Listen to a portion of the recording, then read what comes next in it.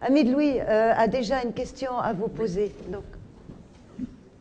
Oui, je ne suis pas surpris, c'est un remarquable exposé qui, moi, m'intéresse énormément parce que la phase de dépendance est quelque chose, vous allez comprendre pourquoi, à laquelle je suis très attaché, si j'ose dire. Ah.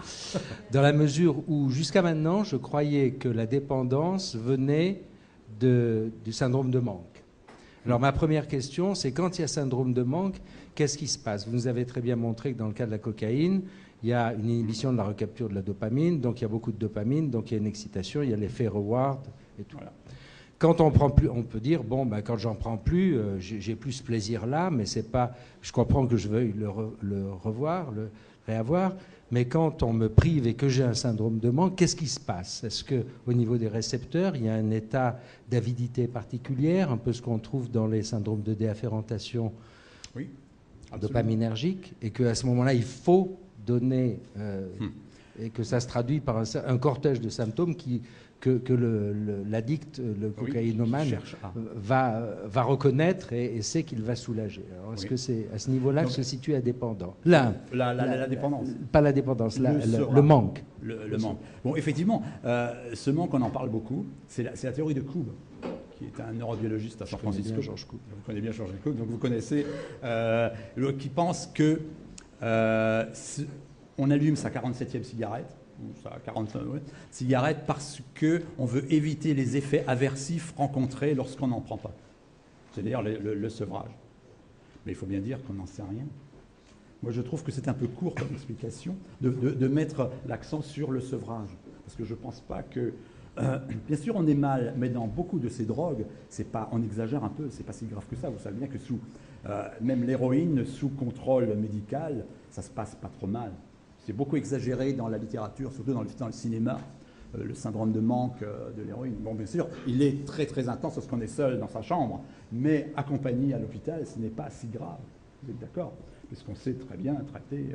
Donc, je ne peux évidemment pas répondre sur la réalité et quelle est l'importance de ce symptôme de sevrage, mais c'est un des composés. Et d'ailleurs, effectivement, c'est une des théories, mais je pense que c'est de loin pas la plus satisfaisante. Donc, j'avais bien connu Georges Koob et j'avais appris ça à ce niveau-là.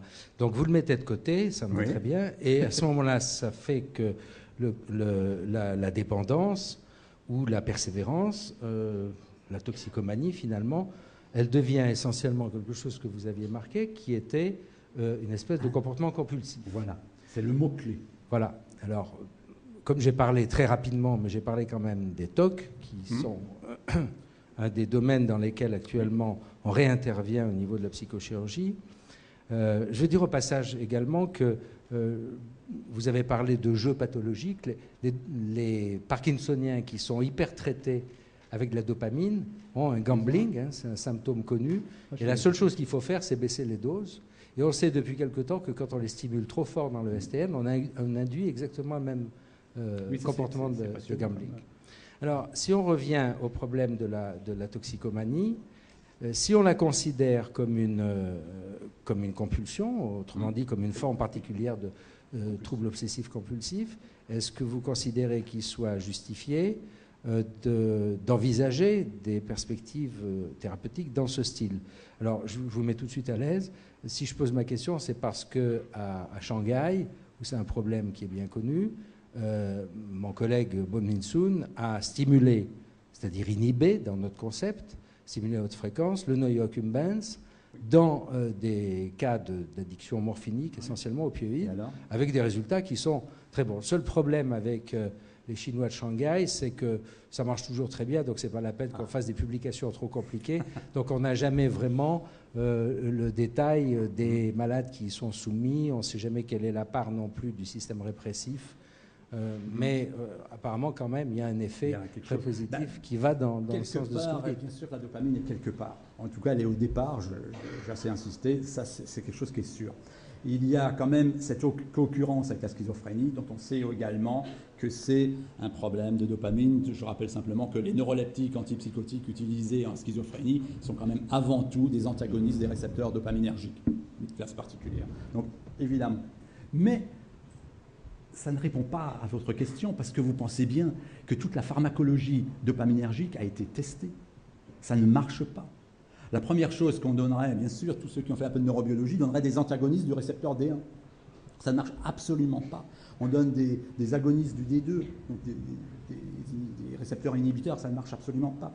J'ai un ami, Oneida, donc au Drug Institute à Washington ou à Baltimore, qui ont dépensé des sommes folles à synthétiser des molécules qui se lient sur le transporteur de la dopamine, mais avec une affinité plus faible, avec une demi-vie plus longue, en se disant on va immobiliser le transporteur, comme ça les drogues ne vont plus pouvoir agir.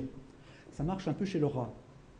L'auto-administration, effectivement, est freinée. Chez l'homme, ça n'a aucun effet. Et j'en reviens un peu à la question que j'ai posée est-ce qu'on n'a pas quelque chose d'analogue avec l'hippocampe et le cortex? Moi, je pense que quelque part, au bout de ces 20 ans d'alcool ou même ces quelques semaines de crack, quelque chose est corticalisé et la dopamine n'a plus accès à ça. En tout cas, j'en veux. Ce n'est pas une preuve, mais j'en veux quand même pour argument que l'échec total des stratégies dopaminergiques dans les thérapeutiques. À tel point qu'on est absolument désarmé pour les gens dépendants des psychostimulants comme les amphétamines ou la cocaïne. On va simplement dire, mais mon pauvre monsieur, voilà. On n'a absolument rien pour soulager les gens qui sont Pourtant, dépendants. Il y a des recherches qui se font là. Pas mal, beaucoup, on en parle pas mal. Votre équipe travaille... Toute mon équipe, nous on travaille sur de la génomique. Je dis, comme on n'a pas vraiment idée de ce qui se passe, ben, on va utiliser la génomique. Et on a une dizaine de personnes qui cherchent tous les gènes allumés, enfin les gènes exprimés ou réprimés lors de la consommation répétée, donc le rat lorsqu'il est dépendant entre guillemets. Et donc on a un certain nombre de pistes et effectivement on a des molécules maintenant dont on sait, après quand on a de la chance, on tombe sur des protéines dont on connaît des agents pharmacologiques correspondants qu'on peut alors tester chez des rats, où on a des souris transgéniques, c'est un peu dans ce sens-là qu'on va. Donc on a des pistes, mais plein de gens ont des pistes. Mais il n'y a actuellement aucune stratégie thérapeutique disponible pour contrer l'effet des psychostimulants. On n'a que, dans le cas, dans les opiacés, on a la substitution. Quoi. Et là, dans le tabac aussi, parce qu'après tout, les patchs de nicotine, c'est quand même de la substitution. J'ai deux questions à vous poser. Premièrement, l'éthanol, quel est son rôle? Deuxièmement, c'est une autre question que je me posais, à savoir sur les... Ça, c'est plutôt à monsieur Halim... que je voudrais poser cette question, à savoir pourquoi avoir classé l'épilepsie dans les maladies neurodégénératives? Oui, en fait, c'est un vice de forme du titre. À partir des maladies neurodégénératives, Parkinson en particulier, dystonie d'une certaine manière, etc., on a développé des méthodes. Cette méthode est devenue une méthode en soi, c'est une méthode chirurgicale qui remplace les méthodes destructrices. Et ensuite, dans la deuxième partie de mon exposé, j'ai énuméré essentiellement les domaines dans lesquels on a actuellement des applications. Alors, les TOC ne sont pas des maladies neurodégénératives, l'épilepsie n'en est pas, la dépression vraisemblablement pas, les addictions qu'on vient d'évoquer n'en sont pas non plus. Donc c'est plus, si vous voulez, du fait que, ayant parlé d'un traitement de maladies neurodégénératives et particulièrement la dégénérescence des cellules dopaminergiques, et ayant montré que c'était une technique qui était finalement une technique chirurgicale, j'appelle ça un scalpel souple, parce qu'on peut couper sans couper et puis l'adapter. À ce moment-là, on l'applique à des tas d'autres techniques qui n'ont en particulier rien à voir avec les maladies neurodégénératives. Donc il peut y avoir certains syndromes neurodégénératifs qui peuvent s'associer à des manifestations épileptiques, mais c'est complètement en dehors du coup. Voilà. Une question... Quant à la réponse sur l'alcool, oui, allez-y. Juste rapidement, parce que c'est très compliqué, il y a d'énormes débats encore, on ne sait toujours pas exactement quel est le mode d'action de l'alcool, malgré toutes ces années. Mais d'un mot, je dirais que c'est avant tout un antagoniste NMDA, donc de récepteur glutamatergique, et un agoniste GABA-A. Je ne sais pas si j'ai répondu avec ça. Voilà. Non, mais je ne vais pas faire de grands développements. C'est toujours le même principe, quoi. Ce sont des molécules qui vont agir sur des récepteurs de neurotransmetteurs et qui donc influent sur le fonctionnement normal du cerveau. Longtemps, pour l'alcool, on croyait que c'était simplement un effet de membrane, parce que l'alcool est un peu... il dissout un peu les membranes, que c'est pas un détergent, mais ça modifie les propriétés... C'est parfois utilisé comme... Ça modifie les propriétés des membranes. En particulier les propriétés de fluidité des membranes, donc les choses se passent moins bien dans la membrane. Mais depuis quelques années, on est sûr on a même trop maintenant, que l'alcool agit aussi par l'intermédiaire de récepteurs, de neurotransmetteurs dans le système nerveux central. Vous avez évoqué les changements de conformation de membrane, les rouleaux hexagonaux, etc., ouais, avec les phospholipides. On l'invoque également dans le mode d'action des anesthésiques volatiles. Exactement. Est-ce que c'est oui. toujours vrai? Moi, je l'enseigne. D'ailleurs, c'est le même récepteur en question, c'est le GABA. Ouais. C'est le récepteur GABA-A, on est le récepteur des benzodiazépines. Que c'est à travers ce changement de conformation de la couche, de la double couche phospholipidique en formation en rouleau que se fait le... Oui, mais sauf que maintenant, on a en plus des effets antagonistes sur certains récepteurs. Oui, quoi. Donc, nous, on est plus contents, parce que ça nous satisfait, parce que c'est plus simple à travailler que sur des effets un peu non spécifiques sur des membranes. C'est toujours très difficile après, pourquoi cette membrane plutôt qu'une autre. En tout cas, ce qui est sûr, par contre, c'est que l'alcool augmente la libération de dopamine dans le noyau accumbens. Oui, j'aimerais faire une remarque pour mon journal, Science et Avenir, qui est associé et partenaire de cette manifestation. Nous avons fait un numéro spécial sur l'hypnose, où nous sommes rendus à Liège et nous avions assisté à l'extraction de 4 dents de sagesse sous hypnose. Et la personne en question, un jeune homme, se souvenait, lui, le bon souvenir, c'était qu'il faisait du kayak. Et je signale aussi que très récemment, il y a 2 numéros, nous avons fait un article consacré à les méthodes actuelles pour, autant que faire se peut, se débarrasser de la dépendance aux benzodiazépines. Et maintenant, j'ai une question. Vous nous avez montré cette mort des neurones. Oui. Est-ce que vous pourriez nous expliquer un peu plus précisément le lien entre quand il n'est plus activé et pourquoi il meurt? Ça, c'est une première chose. Et une autre chose un peu historique. Je me souviens, excusez-moi, je suis plus toute jeune, je me souviens le moment où Solomon Snyder a annoncé qu'il avait trouvé un récepteur au cannabis. Et à l'époque, on avait dit c'est pas possible. Enfin, il y avait une résistance au sein du milieu des neurobiologistes à cette conception d'un récepteur. Est-ce que vous pouvez... J'ai jamais compris en fait ce qui s'était passé et pourquoi il y avait cette résistance.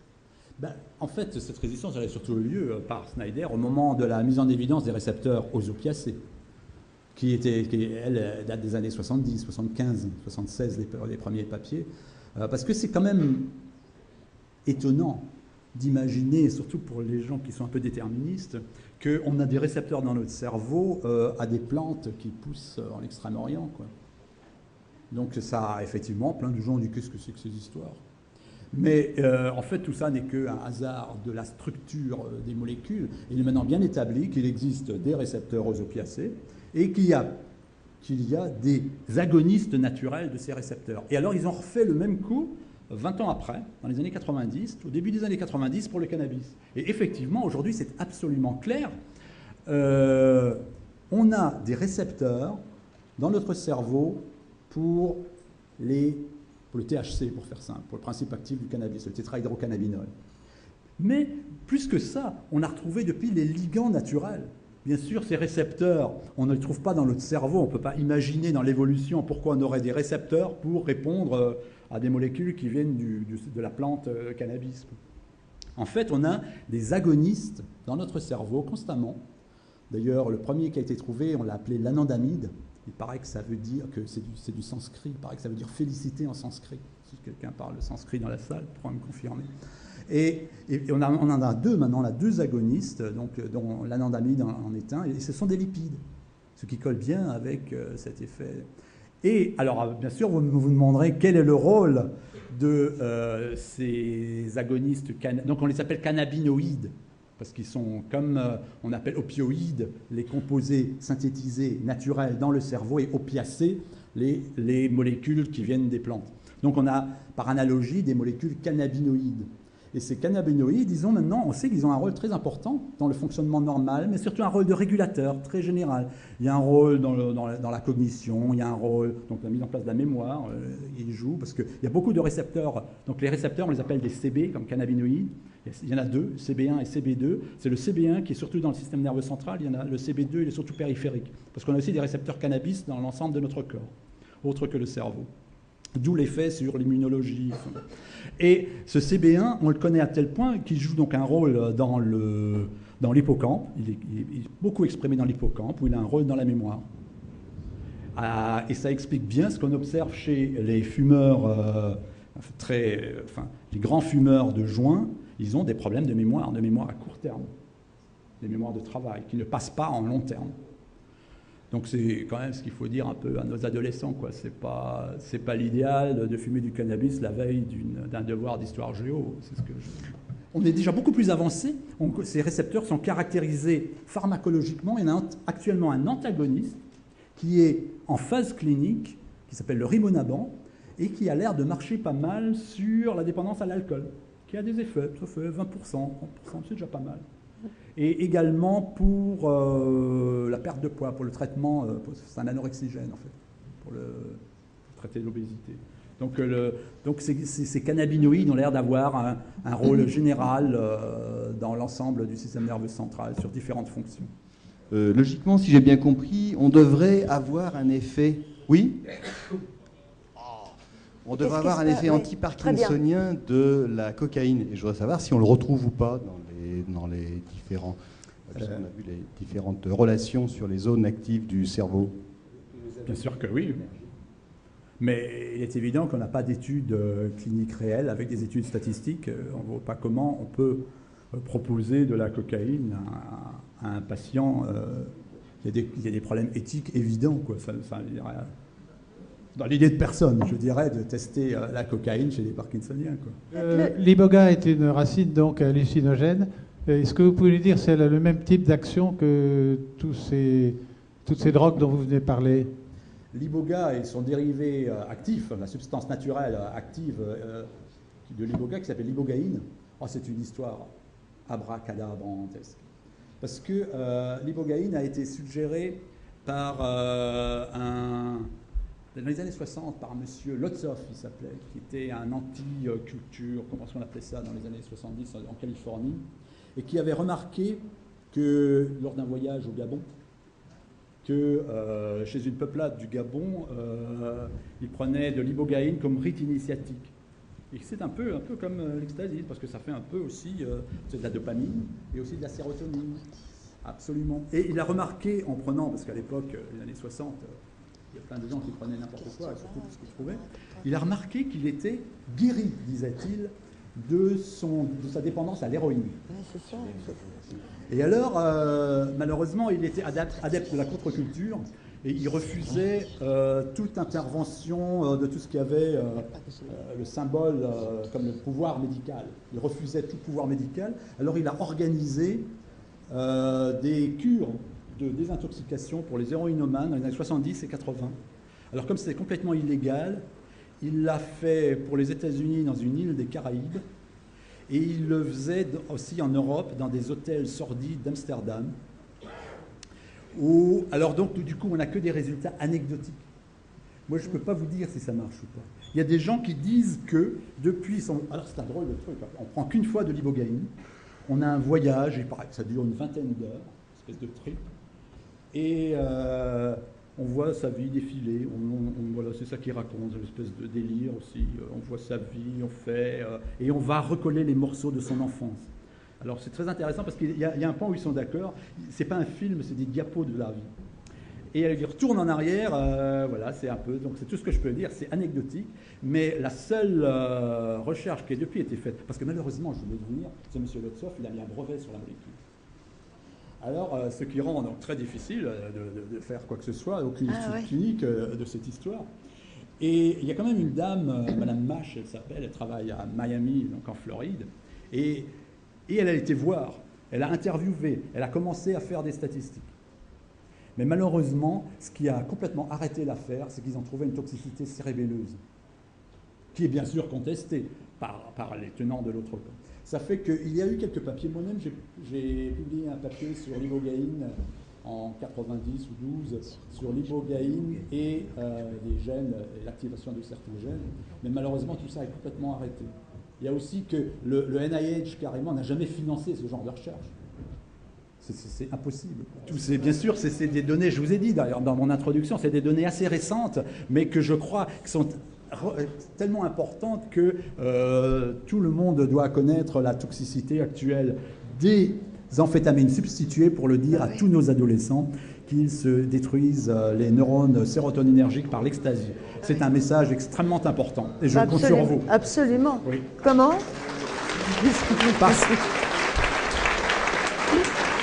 Parce que c'est encore contesté, mais la manip a été faite chez 3 types de primates différents, et on voit chez 3 types de primates une dégénérescence de ces neurones sérotoninergiques, et je répondrai, comme vous avez dit tout à l'heure, que peut-être que pour que les symptômes apparaissent, il faut qu'il y ait 70-90% de ces neurones qui soient morts. Donc du coup, on ne le voit pas tout de suite, mais peut-être qu'on prépare dans 20 ans une génération de dépression, d'anxiété, de troubles du sommeil, de troubles du comportement sexuel, de troublements. La schizophrénie, c'est un autre point qu'on n'a pas abordé. Est-ce que ce n'est pas une conséquence? Il y a la schizophrénie. Non, mais je ne veux pas que vous vous lanciez dans... Non, je vais me lancer dans le cannabis et schizophrénie. Autre point... Est-ce que la schizophrénie peut être une conséquence de... Oui, alors je vais dire, pour être très provocateur, il y a 3 papiers qui disent oui. Il y a maintenant une psychiatre parisienne, il y a une étude finlandaise, il y a une autre étude, 3 papiers qui utilisent le mot causal. Que le cannabis est causal de la schizophrénie. Bien sûr, il y a un grand débat, la majorité des gens ne sont pas d'accord. Donc pour que tout le monde soit d'accord, c'est peut-être pas causal, mais en tout cas c'est un facteur de risque. Ça c'est sûr. Oui, le cannabis est un facteur de risque pour la mise en place de la schizophrénie. Oui. C'est sûr. Mais... On peut même calculer par joint. Il y a des gens qui se sont amusés et on peut dire que ça fait 0,005% de schizophrénie en plus par joint.